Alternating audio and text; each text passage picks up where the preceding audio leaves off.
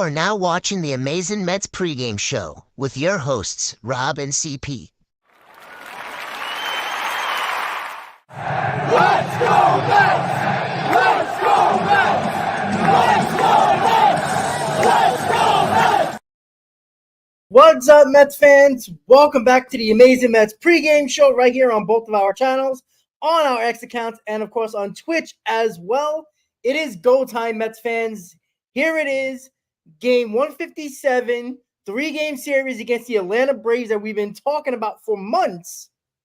That is probably going to come down to these three games, even though it won't be official unless the Mets win 2 out of 3 and they clinch. But this is it. It's in Atlanta. What else is new? It's against the Atlanta Braves. What else is new? But guess what, guys? This is the moment we want. I think a lot of us feel confident in this ball club.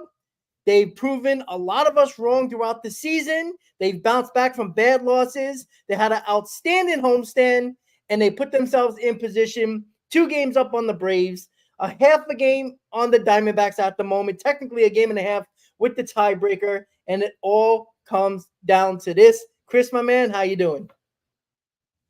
I'm doing well as well can be. I'm wearing all black. You know the drill. You know what we do for fresh series that kick off in Atlanta. It's go time. There's no other words to say other than it's go time. I mean, we talk about the rich history of the matchups of these two organizations, especially in crucial series that matter. You know, you go back all the way for 40 plus years. These two teams have been going at it in big time spots.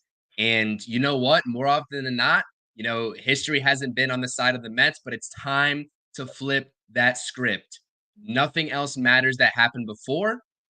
2022 doesn't matter, which was the last time the Mets saw the Atlanta Braves in the second to last series of the season. None of that matters. It's 2024, and this Mets team feels different than ever before. And I cannot wait until first pitch. I'm getting a little butterflies. I'm not going to lie to you all. I told you all a couple series ago when everybody was feeling kind of nervous. I was like, there's no reason to be nervous. You know, we got here. We used to pray for times like this. That's what I said. But I'm not going to lie, Rob. I'm feeling kind of nervous. I'm not going to lie to you. So let's get after it. Let's talk about an electric series coming up. Obviously, some weather implications as well. You know, for those of you all who are kind of following along with, I believe that hurricane / cyclone that's making its way up the Caribbean into Florida and potentially into Georgia. So hopefully we don't have to deal with any postponements or cancellations, but I'm excited to talk about these matchups. I'm excited to talk about this game. It starts with game 1, Rob. How awesome would it be to come back onto this post game and talk about an electric victory tonight? Yeah, absolutely. Listen, we are going to the House of Horrors. Truist Park has not been kind to us. The Mets have found ways to embarrass themselves and not play well in that ballpark. Regardless of the situation, they just don't play well there. But this team always felt different, right? We talked about the magic of this team that, you know, when you at least expect them to bounce back or show up in a series, even after a really good homestand, you know, you think, all right, here we go again. It's going to start again. You know, even if things don't go well early in the game, you know, people start questioning on X and on social media. And then, you know, they find a way and they win a ball game. I'm confident. I'm not cautious. I would say I'm cautiously confident here. I'm nervous as well. I woke up, I went to work. You know, a lot of my coworker, my friends are, you know, we're pumped up. We're talking about, you ready? You ready? Like every time we see each other, you know, during the whole work day. And I just felt nervous when I got home. Like, I'm like, oh, damn, it's 4 o'clock. Damn, it's 5 o'clock. Like, you know, a minute before we just started, I'm like, wow, you know, I'm feeling it. Like you're pumped up, right? As much as we want these moments, it is brutal during the game. It is brutal. It's not easy to be a fan in these situations, right? You're nervous every pitch, every at bat. This is what we want, but at the same time, it's like, damn. Like, you know, you feel all the emotions in every pitch and every at bat. So, but look, I wouldn't want it any other way. I really wouldn't want it any other way, right? This is a season that, even though we had our prediction and thought it was going to be a solid season, I don't know if we can predict. We could have predicted that this team has probably played a lot better than anybody expected all around, right? I mean, this is a very different team from what it was in the beginning of June, right? A very different team, especially personnel wise, right? It's very different.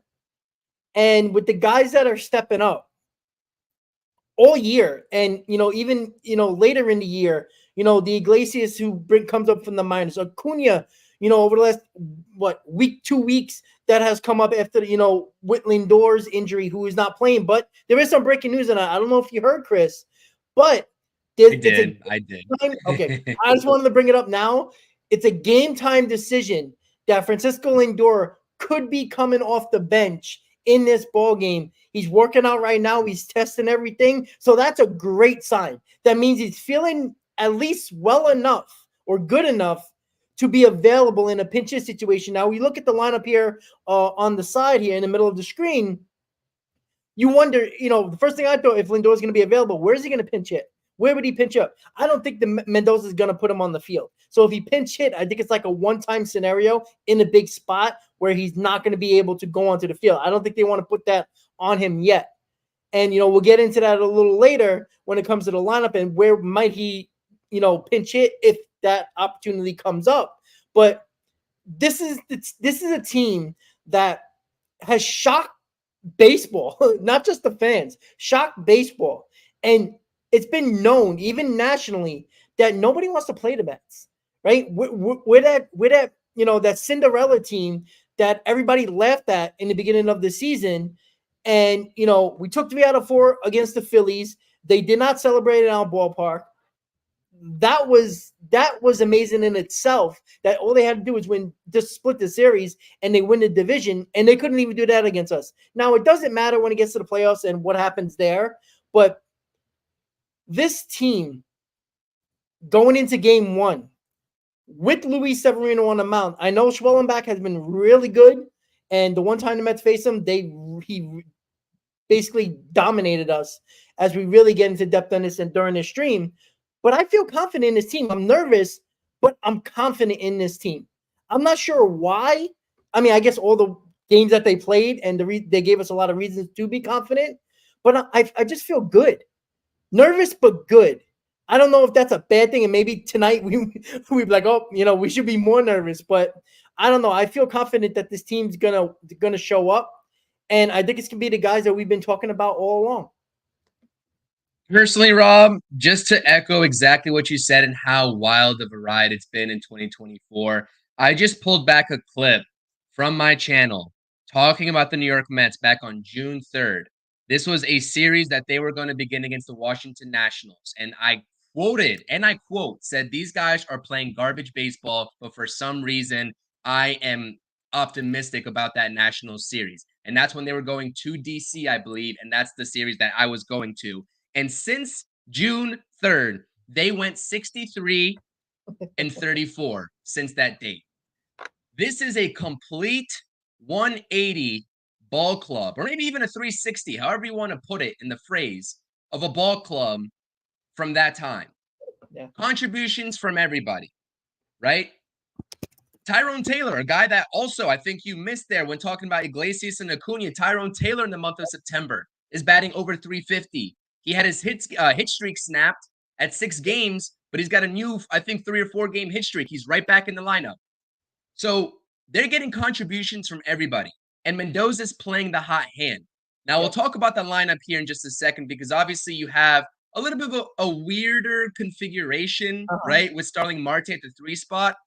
It's a righty on the mound for the Braves.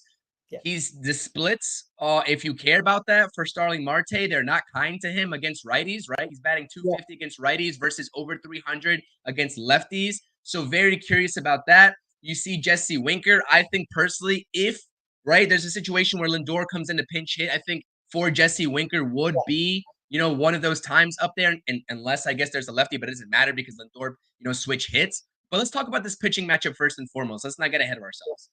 Let's talk about this pitching matchup. Luis Severino obviously was bumped up in his start, right? Given the off day. In case the Mets need a meaningful game 162, we get to see him the second time around in Milwaukee, right? He started the Mets off in the Philly series with a decent performance. He kept the team in the ball game. 6 innings pitched of 3 earned run ball. That's exactly what I'm expecting, and the Mets should expect out of Luis Severino tonight. Keep your team in the ball game. Establish the up and in fastball, right? That's going to work to a guy like Marcell Ozuna, who has that crazy uppercut swing. The same thing with Matt Olson. Matt Olson is a classic low ball hitter, lefty golf swing. Keep it high to him, up in the zone preferably. So again, Luis Severino has been solid all around this entire season. Look for him to keep that up. But the last time around against Spencer Schwellenbach, right on July 23rd or 27th, I should say, for the New York Mets lineup, it wasn't pretty. And he possesses an arsenal that has a four-seam fastball, a slider, which he used as his predominant pitch against the Mets the last time out, and also the dreaded splitter that the New York Mets lineup always notoriously struggles with. But again, new series, you take what you saw in the previous matchup, you learn, you watch some film, and as soon as the first pitch is thrown, it's go time. Yeah. It's game time. So again, you know, I mean, this is going to be a tough matchup. I look at this series for the New York Mets as a grinded out type of series, the same type of series they just played against the Phillies. And you took a look at that lineup, you know, in the starting pitching category for the Phillies outside of Taijuan Walker, you had to face Christopher Sanchez, who toasted the Mets again in game 2, as he did in Philadelphia. Ranger Suarez, who the Mets were able to figure out at least somewhat. And then obviously Zach Wheeler, who they were able to beat, right? Thanks to Brandon Nimmo and Tyrone Taylor in game 4 on Sunday Night Baseball. This is going to be a grinded out type of series. The pitching has to keep this team in the ballgame like they've been doing all season long. And the offense just had to come through with timely hits. And I think they did that at home against Philadelphia. They got to do it on the road now in a ballpark, like you said, that has plagued them. It's been a house of horrors for the New York Mets ever since 2017, where that ballpark opened up, Truist Park. They're 25-36. So not to put that negative sort of mindset out there for you all, again, flip the script. The time is now. Why not this team? Why not this team, Rob? Yeah, and we can't shy away. You know, it's not even negative, Chris, about talking about Truist Park and the horrors that we've had since 2017 not played well.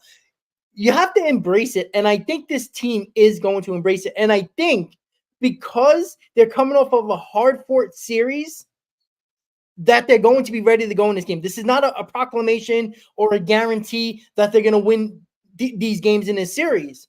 But I feel better that they played a grinded out game, a series against Philadelphia that really mattered, going into another grinded out series against the Atlanta Braves. Regardless if it's home or on the road, you know, if they would have played the Nationals right before the Braves and they beat up on the Nationals, everybody would still feel really confident because they've been winning. But because it was 3 out of 4 against the Phillies, who just won the NL East division title, I think it helps this team staying in go mode. You know, they're not going to, you know, like take a step back, you know, try to get, you know, because, you know, you face a team that might be a lesser of a team that you might beat at home. And, you know, you might think you played better than you actually did because it was a bad team. But you played really well against one of the better teams in baseball, and you took 3 out of 4. The confidence level should be high. It should be all hands on deck. It should be, you know, pedal to the metal, you know, foot on the gas, going right out of the gate.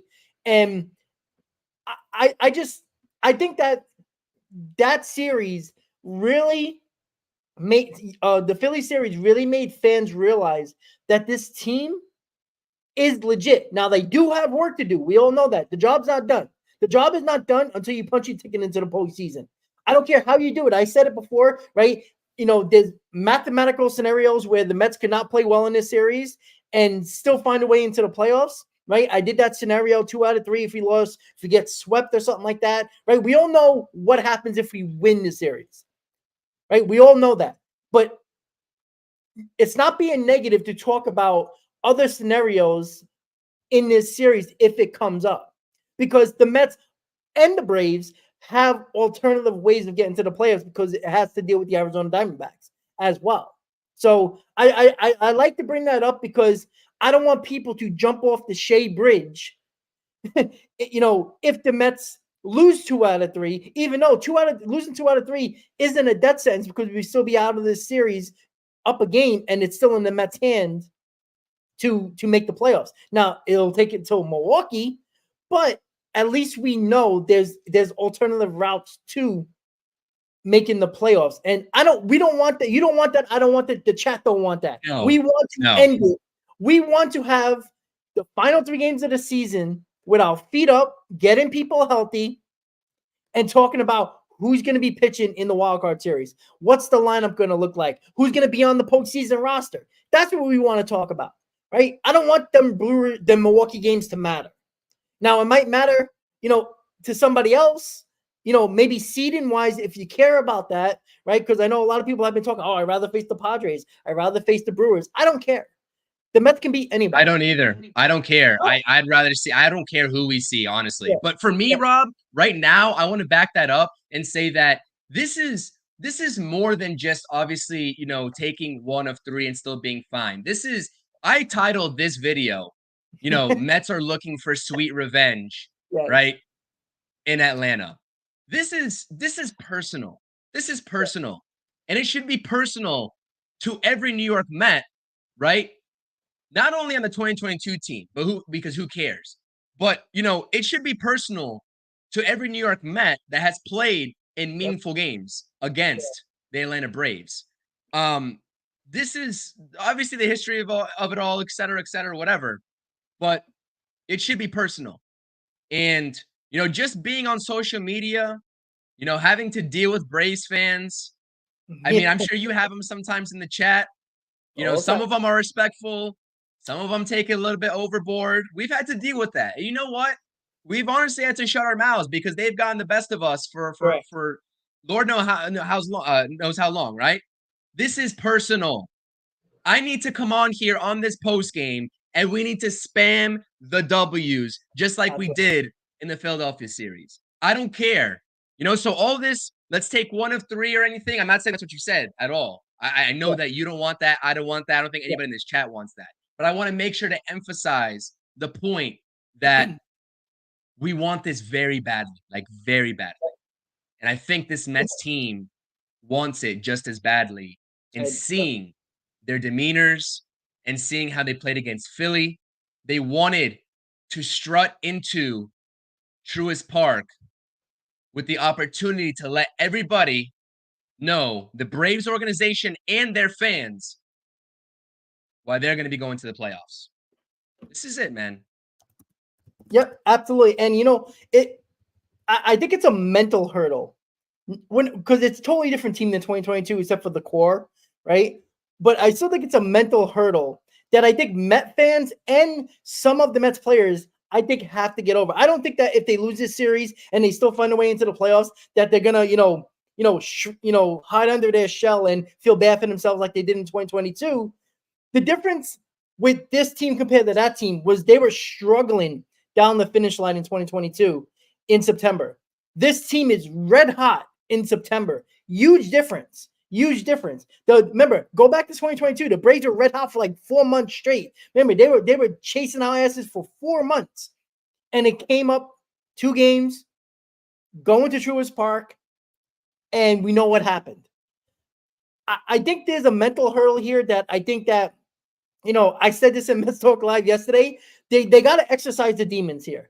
They really do, right? Not just to make the Met fans feel better, but to have the organization, because that stink is there. You can still smell it when you walk at Citi Field. Because everybody's been talking about this series for a month. Everybody felt like it was going to come down to this series. And it's the mental aspect, right? There's no pressure on the Braves. I'm sorry to say that, but I said that yesterday. There's no pressure on the Braves, right? This is a similar team, similar core that won a World Series, that have won division titles, have made the playoffs year after year, right? If they find a way into the playoffs and it involves not beating the Mets but find their way into the playoffs, they're not going to care that they lost to the Mets 2 out of 3 or got swept by the Mets. It would suck in the moment for them, but there's no pressure on them because they're coming back with mostly the same team next year, mostly their big position players, right? The Mets team can look drastically different next year, and we know who those people are. If the Mets, don't do the job and make the playoffs, we'll be talking about that if that's the case. This Mets team has a ton of pressure on them, and maybe pressure is good. Maybe they need that pressure now, because there was a ton of pressure at home with packed houses at Citi Field against the Philadelphia Phillies, and they overcome that pressure. Like I'm literally shocked how well they played in that Philly series. Yeah, the third base bag is our best friend. Went out through that ball. Everything could have been different. We might have been talking a different tune going into this series, but. Are you though, Rob? Are you really shocked? Because I'm not. Well, I'm not shocked. I don't think that's the right word you want to use. Yeah, or maybe it is. You see, I don't. You know what? I said that, and you saw my face. Like, I questioned it. Like, I didn't. It's hard. I'm shocked that. Maybe I'm not shocked. I don't. I'm a loss for words, because this team has surprised me so much this year that it just makes me feel like they're not gonna, have a hiccup. They're not gonna make a mistake. They're not gonna lose this series. Like, I feel so good about this team, and it scares the hell out of me, because of the fact that we're not used to feeling this way about a New York Mets team, regardless of their record, regardless how well they played, right? Because we felt this way in 2022. Even when we were, not playing well in September, we still felt pretty good going into Atlanta, because of our record, because we knew we were going to make the playoffs regardless of the scenario. How do we feel so good? And I'm asking you, Chris, and the chat, how can we feel so good, yet our playoff hopes are still not stamped yet? It's crazy to me, but I guarantee we feel so much better about this team than we did 2 years ago. Because they have nothing to lose, Rob. They have nothing to lose. Nobody expected them to be here. They really didn't. Honestly, I'm going to say this right now and hold myself accountable. I did not expect them to be here. I think you could say the same thing. You did not expect them to be here. A lot of people in the chat, probably, unless you were some super optimistic fan, which there are a multitude of in this fan base, and more credit to them, where they hold this super optimistic outlook in the worst times, because there were at least 2 or 3 points where this season hit rock bottom. Nobody really thought that they would be here. So the fact that they're here now, I think the reason, right? Obviously, we're nervous. I'm nervous. You're nervous. And we're kind of like giddy about this series and excited to see what happens. But I think that they really still are like, screw it. Let's go out there and do it. Nobody thought we were going to get here, and we're here. So why not finish the job? So I really think that they are playing with the looser energy. And I'm going to disagree with you. I think the Braves, with how they've been playing, with the injuries they have, and I'm never going to make the injury excuse for them, but let's face it, they don't have Austin Riley. They just had bad news about Austin Riley. His CT scan didn't show anything good, so he's out for the rest of the season. No Ronald Acuna Jr., etc. The pressure is on them. If they care about anything of these playoffs and even sniffing the playoffs, this is their series, because if they don't take it, obviously they're going to have to rely on the Diamondbacks to lose, which is a very good possibility, but even still. So I'm going to take the opposite stance and say, I still think there's no pressure on the Mets. And I think that all the pressure is on the Braves at home. Now, the same thing was true back in 2022, and we know how that ended up. But just because that's the case doesn't mean that this still doesn't apply in 2024 here. So that's truly what I believe. Could you think that there's not any pressure on either team? The Mets are playing with house money, like, right? And because I still think the Braves are going into this series thinking that, they're just going to show up and win. I truly believe that. I think they still have that confidence that, the Mets see their jersey, see that white Braves jersey with the tomahawk, and, they're just going to show up and win. I still believe they feel that. I really do believe that, because I said this yesterday on the show. I'm a nutcase. I was listening to Sports Talk Radio in Atlanta just to see, once they stop talking about Georgia football and all that nonsense, they started talking about the Braves. They had an hour talk about the Braves and, the Riley situation. They were talking about Acuna, all the injuries and all that stuff, making somewhat of excuses if this doesn't go well for them on the radio. But fans started to call up. You would think the Braves have 120 wins the way they sound going into this series. I can tell you right now, the fans don't feel nervous. The Brave fans don't feel nervous. I'm not going to say that the players do or not, or the players don't feel confident or whatever. They were talking like this team is the best team in baseball. Like they don't even worry about this series.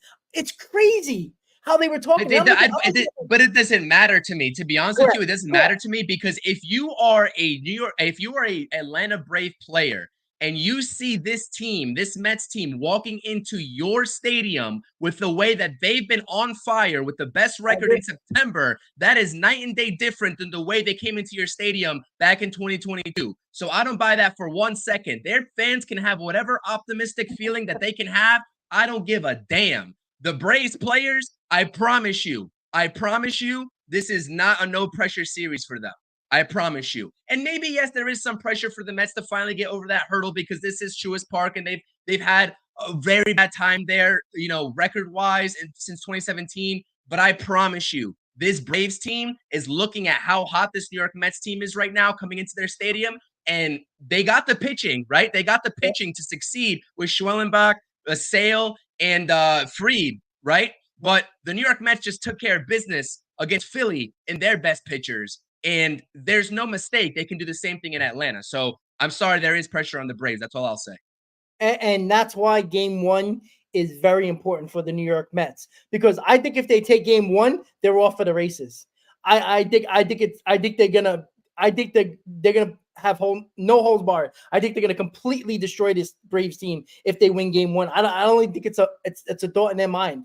Depending on the weather, obviously, right? I think if this Mets team win games one, I think I'm gonna feel even more confident in game two. Even more confident. I'm gonna be the happiest person alive, because that puts us 3 games ahead. We only need to win one of the two to clinch a playoff berth. I feel real. If they win this game today, I think there is no chance in hell. And maybe I'm not jinxing. I don't play that jinx nonsense. I really don't. Right? I don't think there's any chance in hell the Mets don't win the next one out of the 2 games if they win this game, because I think game one is crucial. Because losing this game one for the New York Mets, it's not over. Obviously, they can win the next 2, and we're playoff bound. But losing his first game, I think, starts to put a little doubt in the players that we've talked about over the last 2 seasons a little bit. Maybe not.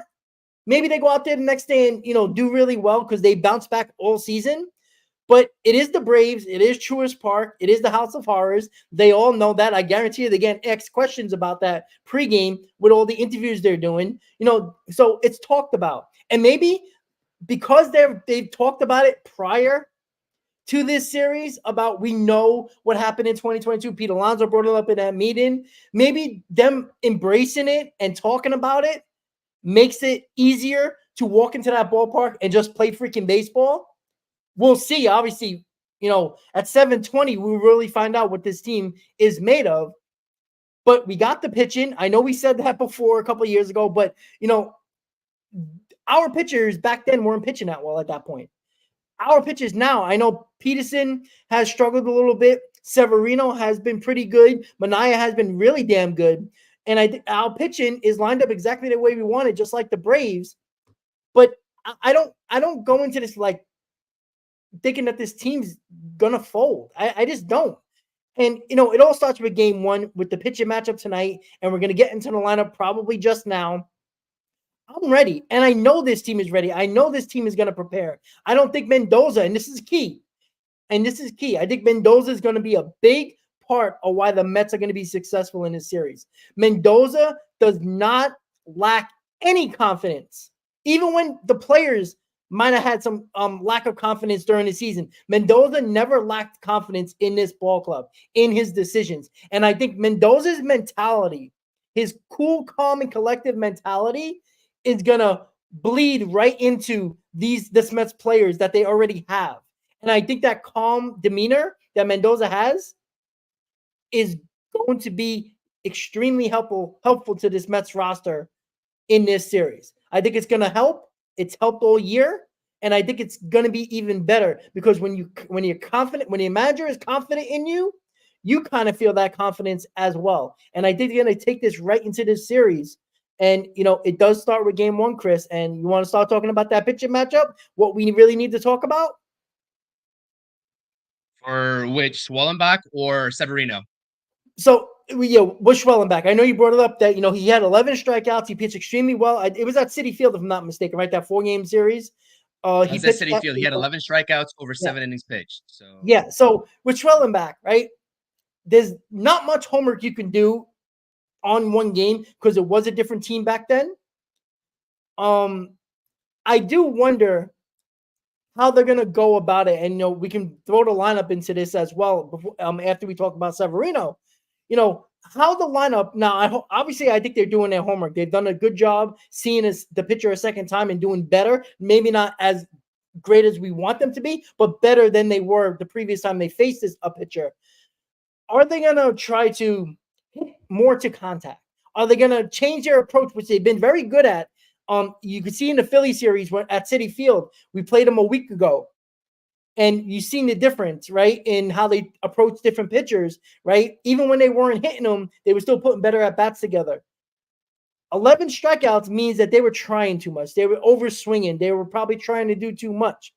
In this situation, Chris, with Schwellenbach, do you think that they need to change their approach a little bit and maybe go to more of a contact approach and try to avoid doing too much with his tough pitchers and work the count? Obviously, I think we all can understand that we should be working the count. But do you think they should change their approaches going into this game against Schwellenbach?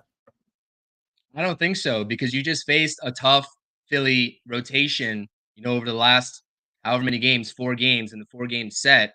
And, they were able to hit gap to gap. They were able to hit the long ball. You saw Francisco Alvarez, Mark Vientos, Pete Alonso, Luis Angel Acuna.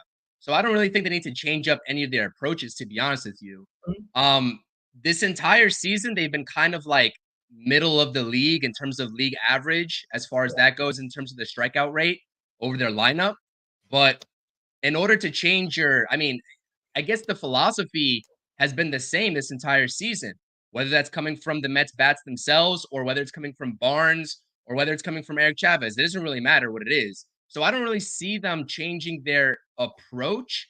Now, obviously, you would hope for a lot more swing and misses than they had back on July 27th against Schwellenbach, but I don't think the approach changes. I'm not going to lie to you.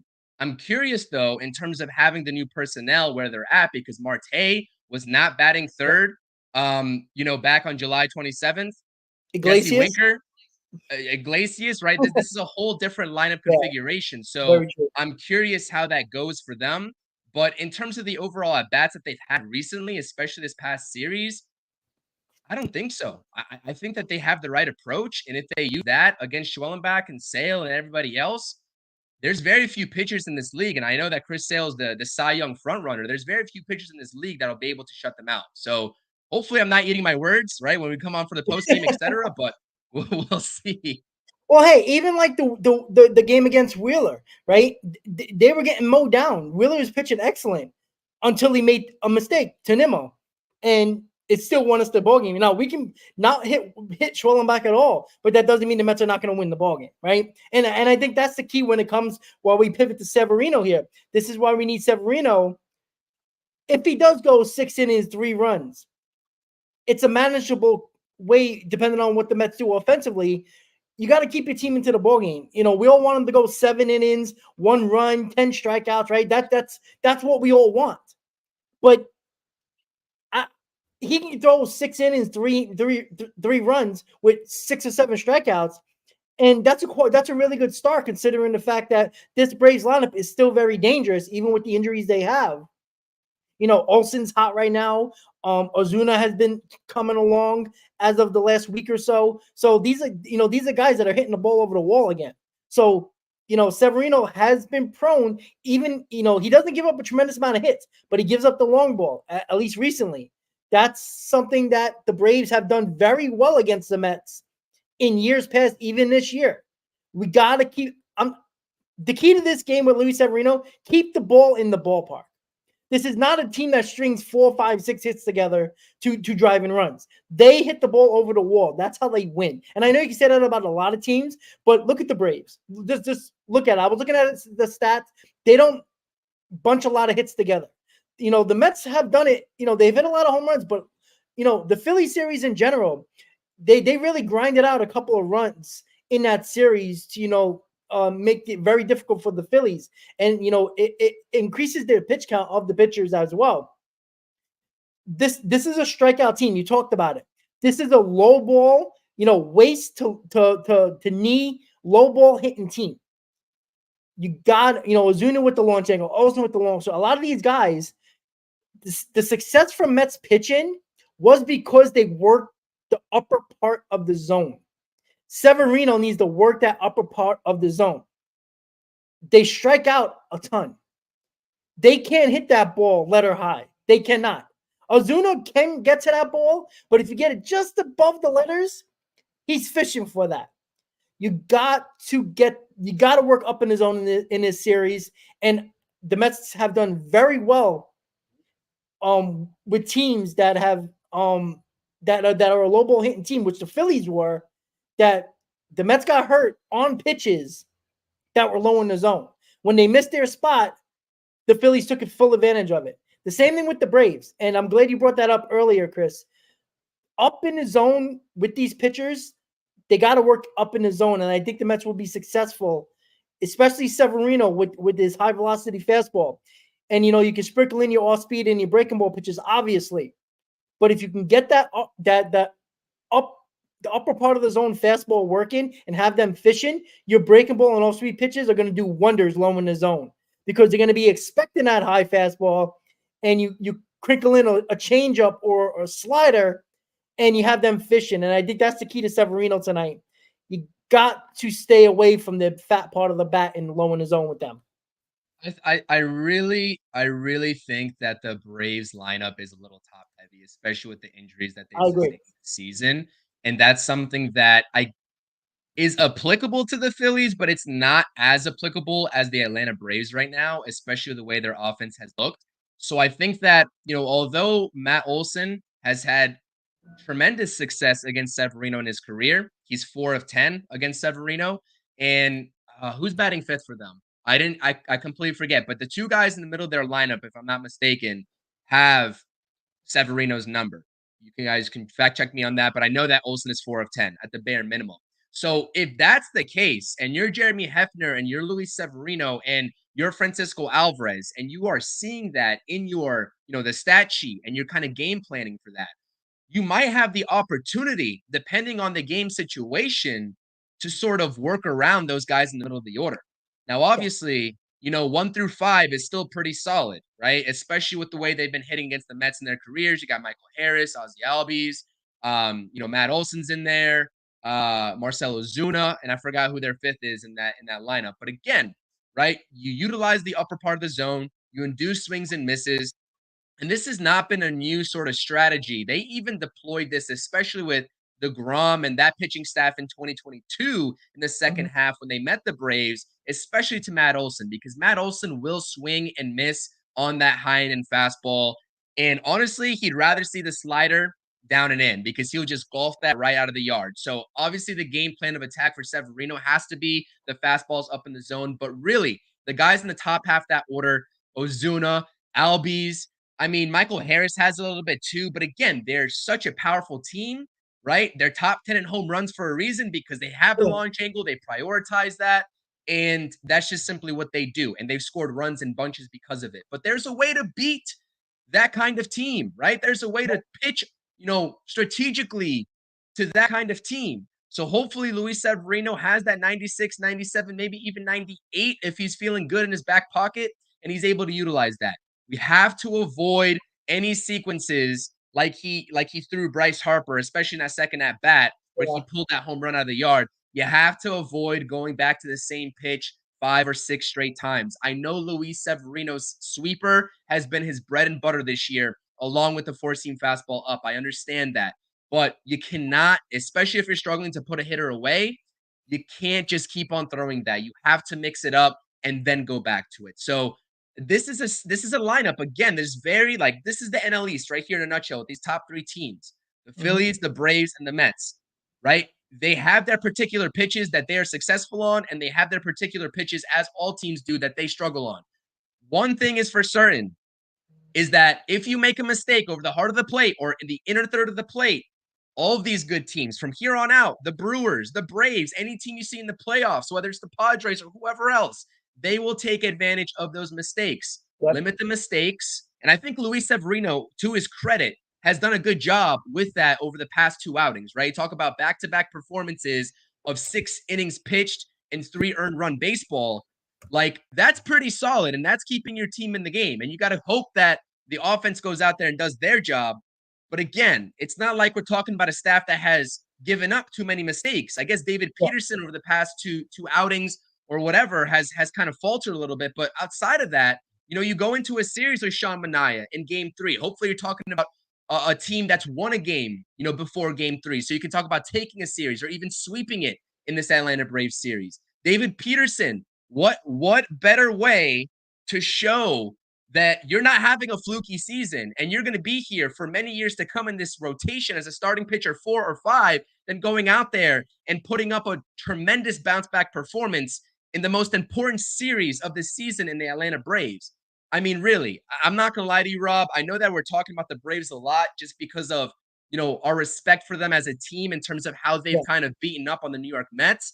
But I'm telling you, with what I feel, and the statistics to support how this pitching staff has handled themselves, how the bullpens looked, and how the offense has produced top 10 production in every single offensive category this year, I feel really good about this series. And I would hope that every other Mets fan does as well. That's what I'll say.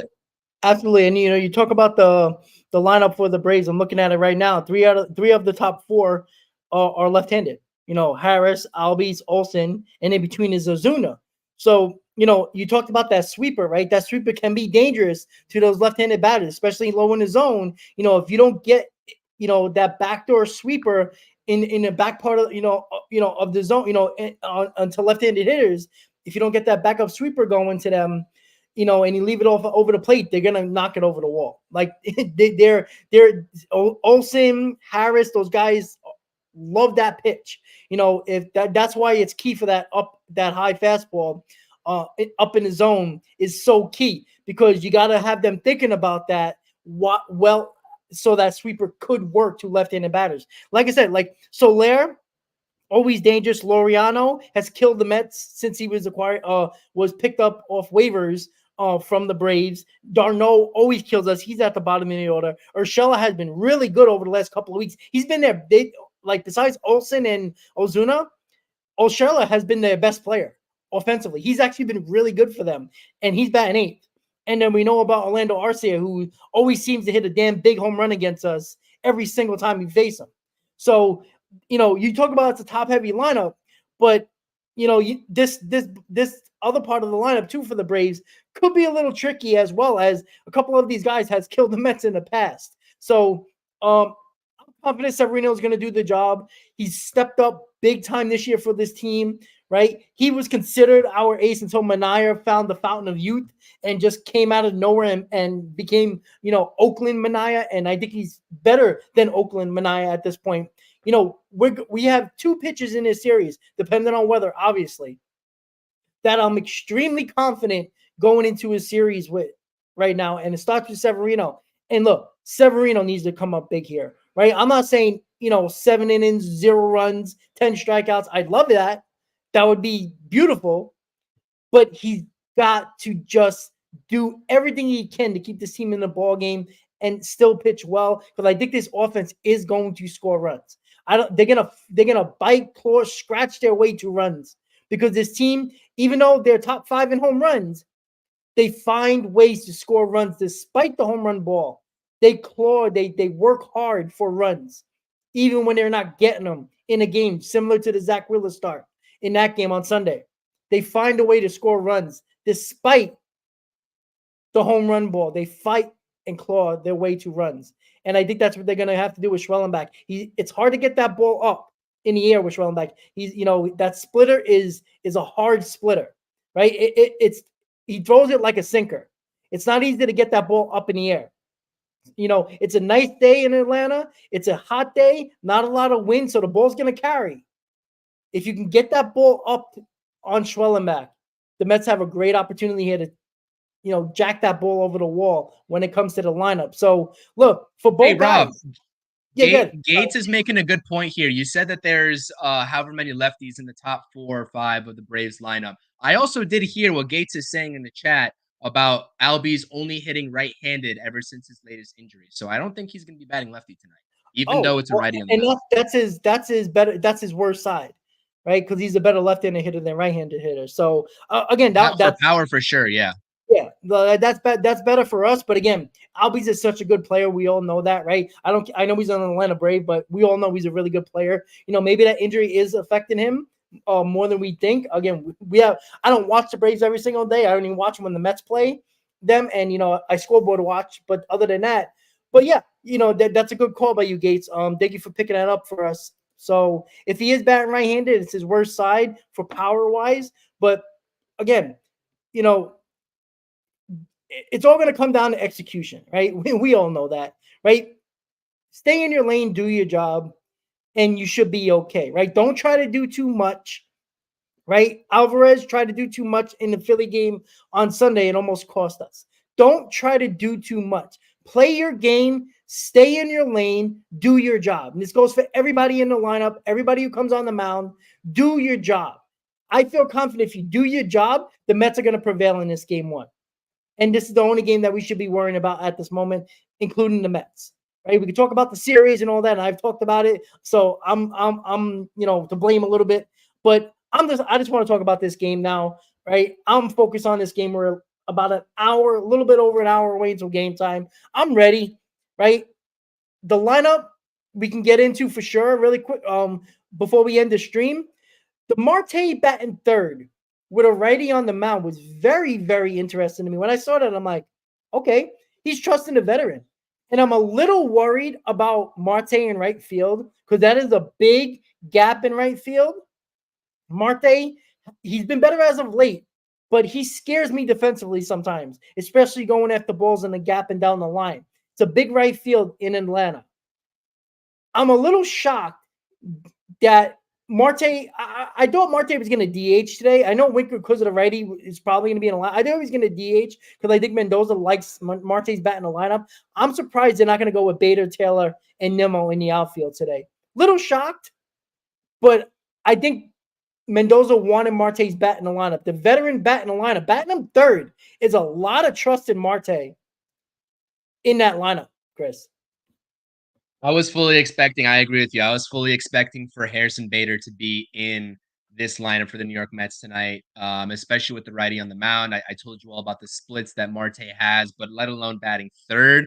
I definitely agree with you, but we know that Carlos Mendoza, he stood on business with all his moves that he's made, whether it's been bullpen moves or whether it's been his lineups that he's been throwing out. Again, we say it every time, right? Marte, ideally for me, isn't the ideal 3-hitter this late in the lineup, or this late in the season, I should say. But if Mendoza isn't trusting him in that position, we've already said this guy's probably going to be getting, if not going to be getting the award, right? He's going to be getting consideration for Manager of the Year. The guys are going to rally behind him. Yeah. They're going to prove, his decisions hopefully correct. And I do like the way that Marte has been swinging the bat in general recently, but I agree with you with the defense. We've even seen Marte DH recently. I think it was in that Philly series. So that was the option too if they really wanted to, but I guess they wanted to get the left-handed bat with Schwellenbach on the mound. I don't know. That's the one thing that kind of caught my eye in an otherwise usual lineup, I feel like. But again, he is the veteran.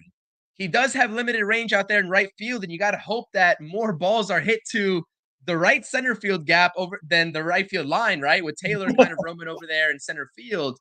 But yeah, we'll see how it works out. I haven't looked at Marte's numbers against Schwellenbach. I mean, I guess Schwellenbach's only 24, so he hasn't been here too long. Yeah, I don't think many of these Mets bats have success against Schwellenbach. I think Pete's got 1 or 2 hits off of him in that lone game that was July 27th. But other than that, not many people in this lineup had success that day with the 11 strikeouts that he got against the Mets lineup. So this is going to be another opportunity, a fresh opportunity. Sometimes, right? We love the numbers. We love to see the matchups and play the matchups. But really, this lineup, you can assume outside of, Jesse Winker being one of the only left-handed bats, for Carlos Mendoza to utilize, this is kind of like a feel it yourself, kind of lineup, right? Kind of like a vibes type of lineup that Mendoza's just like, you know what?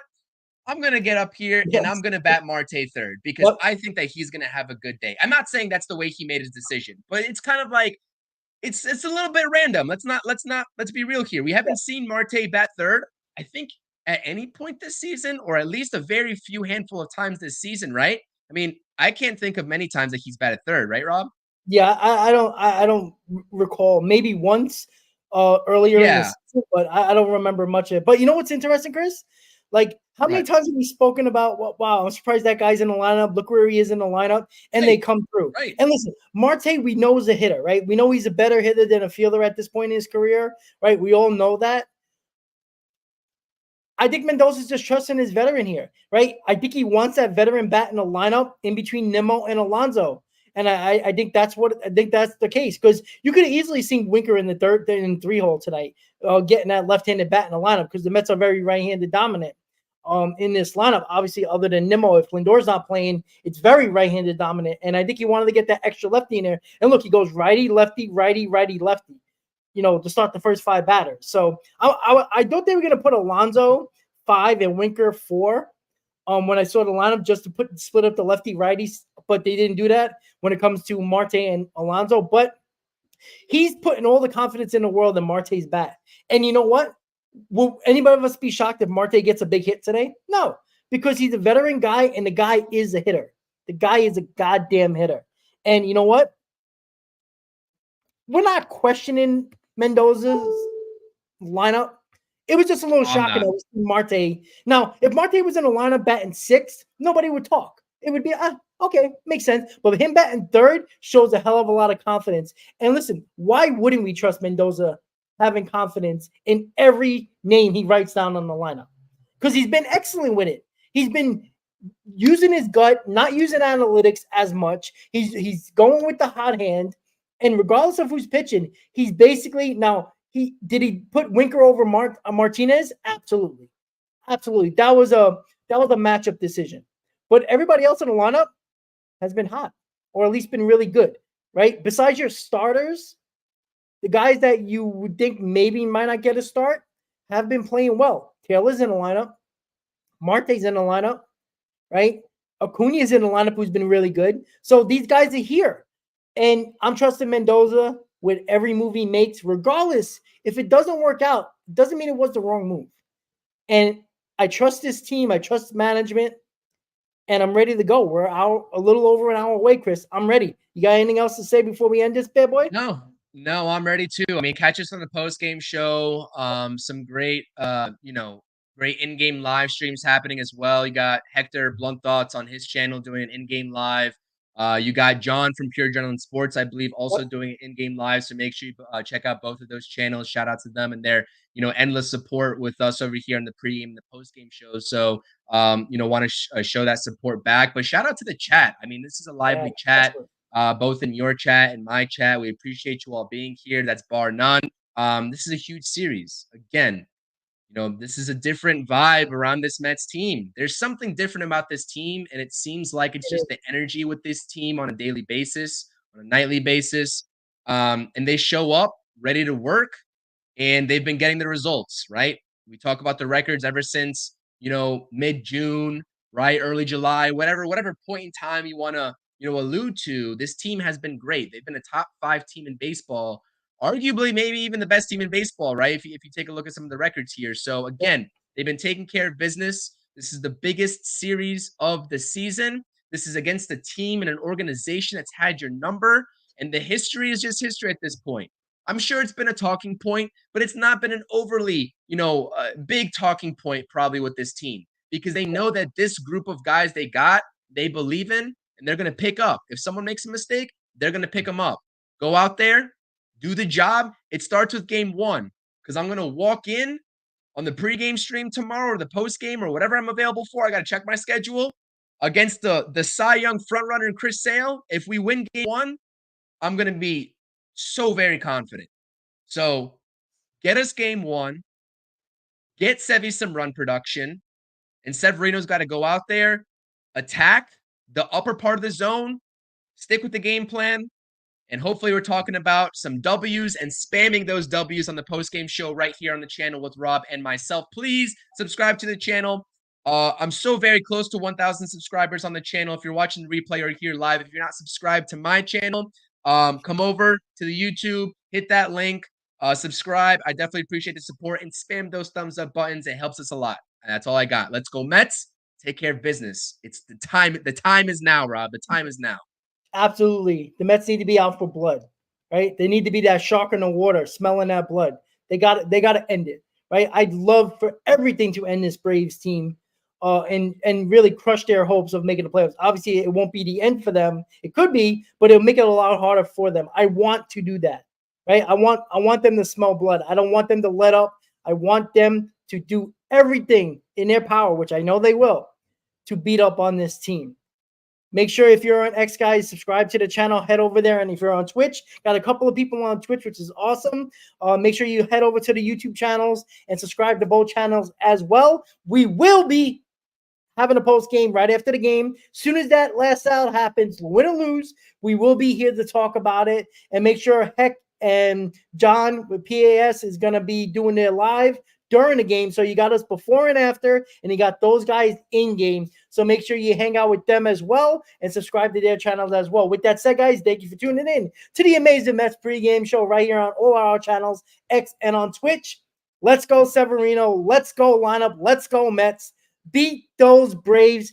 Exercise the damn demons in the House of Horrors. See you later tonight, guys. Enjoy the game. Let's go Mets. And happy baseball watching, guys. Have a good night, guys. Mets.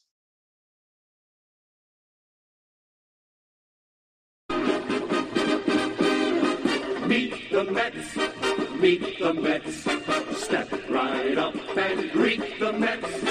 Bring your kiddies, bring your wife. Guaranteed to have the time of your life, because the Mets are really socking the ball, knocking those home runs.